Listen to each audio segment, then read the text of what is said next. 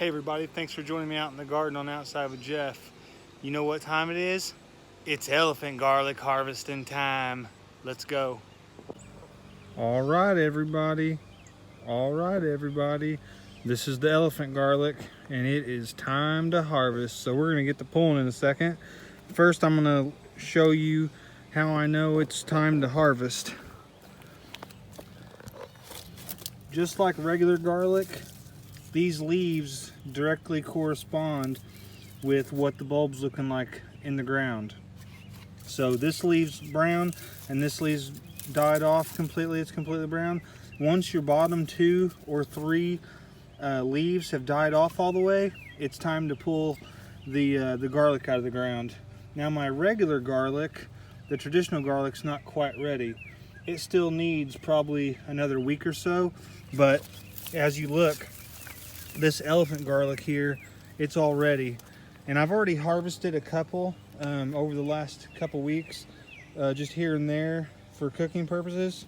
But yeah, we'll get right to it. I've got a trowel that I'm gonna use to loosen up the soil underneath. I'm gonna kind of scrape away the mulch, and I'm just gonna come about 3 inches away from the garlic, pry up and pull. And look at that. A beautiful head of elephant garlic. These on the bottom, those are corms. You can replant those, but it'll take you 2 years to actually get anything, any garlic, sizable garlic from that. What we're gonna do is we're gonna harvest this bed, we'll lay it all out, and we'll see what we got. So let me just set this one to the side for now, and we'll keep on harvesting. Some of them might be quite a bit smaller. The head of the garlic size is determined on a couple factors: planting density and the size of the bulb that was planted.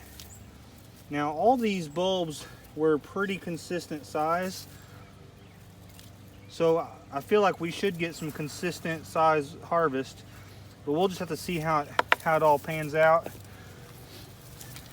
As you can see, these two, the one in my right hand here, it looks on the left side to you, but it's my right hand.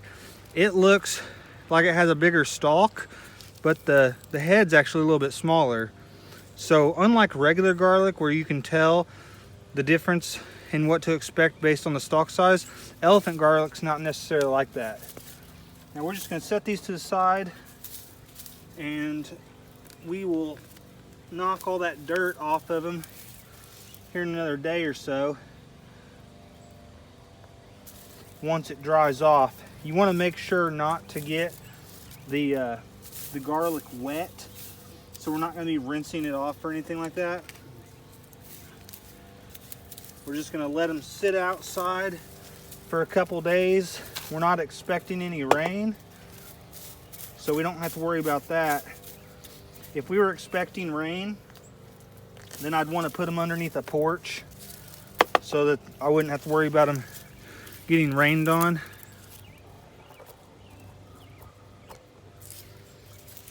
But since the forecast looks clear, we can just leave them outside in this garden bed, and we'll arrange them all when we're all done. Right now we're just getting them pulled out. I actually bought this seed elephant garlic off of Amazon. It was 1 pound of seed garlic, and I believe I paid $10. So we'll see what kind of harvest we get out of that initial $10 investment. All of these came up. I didn't have any die off. I don't remember how many cloves I planted, but we'll figure that at the end.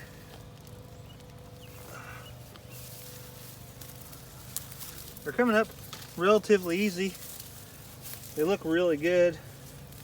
Now when I planted these, you plant them pointed side up. There's going to be a flat side of the clove and a pointy side of the clove. just like with standard garlic. And when I planted them, I put the clove in the soil so that only the very, very tip of the clove was exposed. And then I came back through and mulched with about 3 or 4 inches of leaves, which you can't even tell there was any leaves in here. They're pretty well fully decomposed. And then as it started to get colder, I put a couple inches of straw. Oh wow, that's a monster. Look at that. Look how big that is.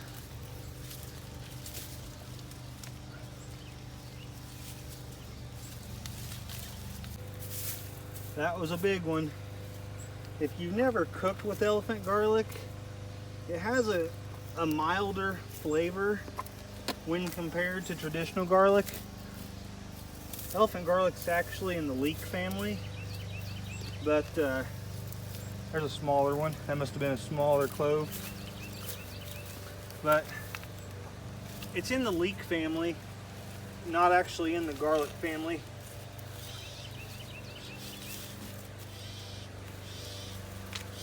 Nope. I broke that one off.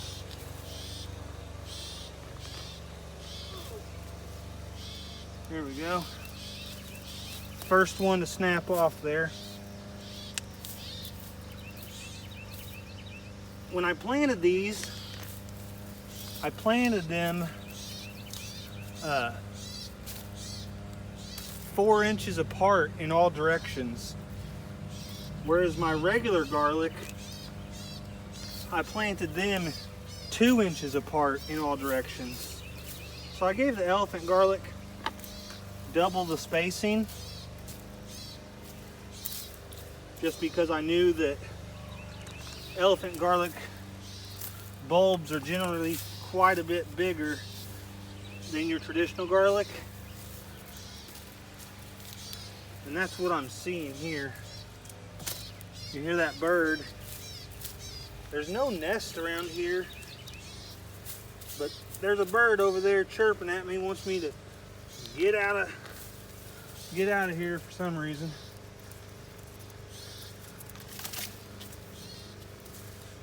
Here's a real tiny stalk. Let's see if it's a tiny bulb. See, that was a little bitty stalk, and it was a fairly decent bulb of elephant garlic. This stalk is huge. Let's see what we got. Oh yeah, and it is a big one. Look at that.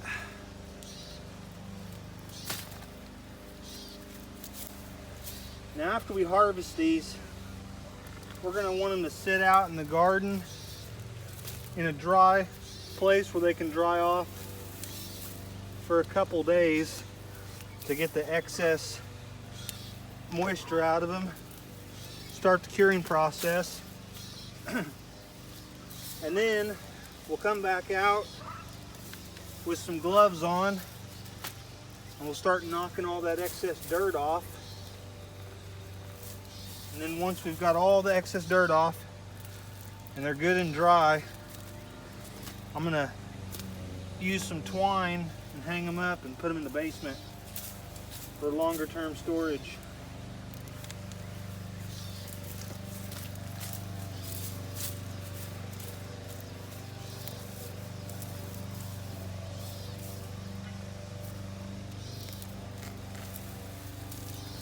There's a really nice one right there.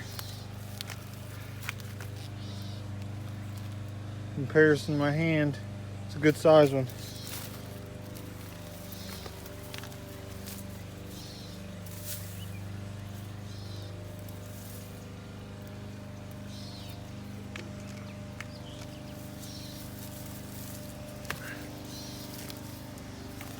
They really do have quite the root structure on there.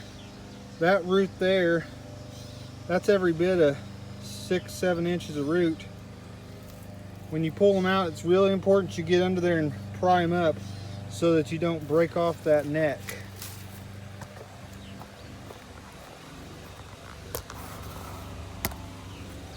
So if you plan on growing your own garlic or harvesting your own garlic later this year,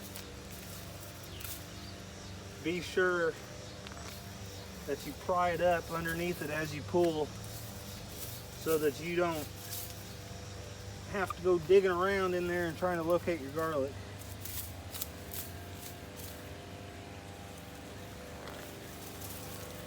I'm really happy with the overall size of these. This is my first time growing elephant garlic, and I'm quite impressed. This raised bed is over an old concrete slab, and it goes down about, I don't hit it with that shovel.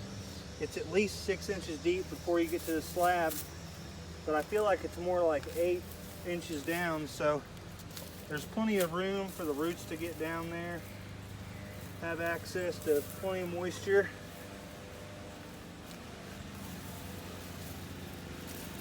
I incorporated a bunch of straw into this bed last year to increase the organic content, which helps with water retention. And that definitely helped, because garlic needs good, even moisture in order to be sure you get a good harvest. And that is exactly what we've got here, is a good harvest. All right, that's the last of the elephant garlic. Let me rake this bed up real quick, and we'll lay it all out and see what we got.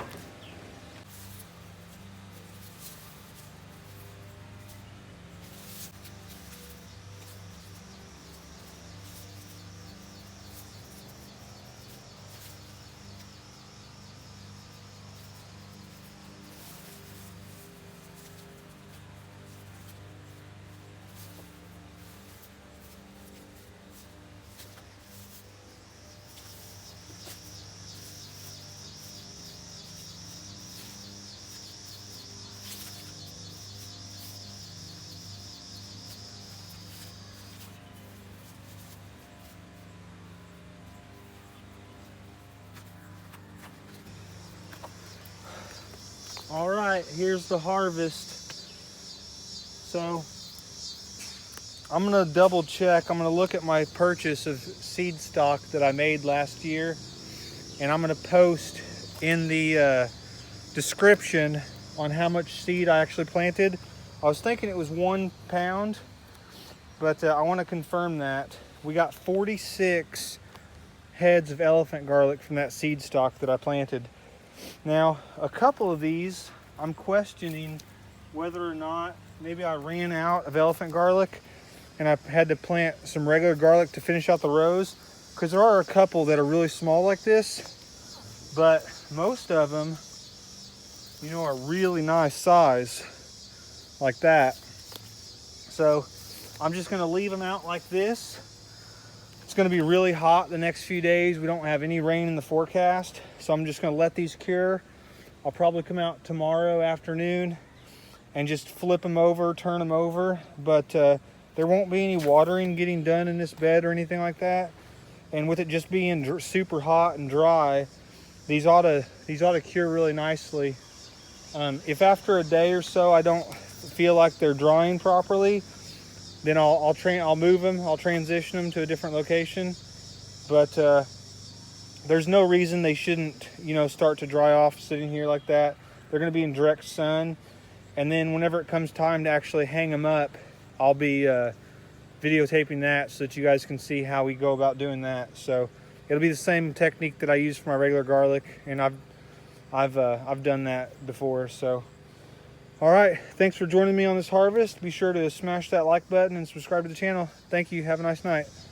Oh, something I didn't mention, and I want to make sure it's mentioned in case anybody's going to be wanting to plant this for next year. I'm in zone 6B.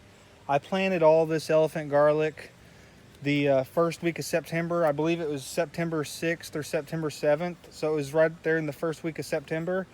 And after I planted it, I put a good organic fertilizer in here. I used blood meal, and I just scattered it all down there before I actually put the leaves on it and put the straw, because this, you need to think of it, it needs a high nitrogen formula to grow a lot of top, because the more top it has, the more bulb development you're going to get. So if you decide to grow this next year coming up and you're going to be planting it, check your zone and see when you need to plant it. But it's usually early September to early October is the time frame where you're going to be planting your garlics. But it's really important that you have a high nitrogen fertilizer with your garlics, because they're going to use that fertilizer to really jump up and get going as soon as springtime comes along. And the more top growth you get, the bigger garlic you're going to have. I just wanted to be sure to let you guys know that. I'll be going over all that again whenever we do our garlic planting later on this September. But I just wanted you to be aware, so as you're watching this video, if you're making plans on having a garlic bed put out for this fall, that you can keep in mind what kind of fertilizer you're going to be expecting to need. All right, thank you.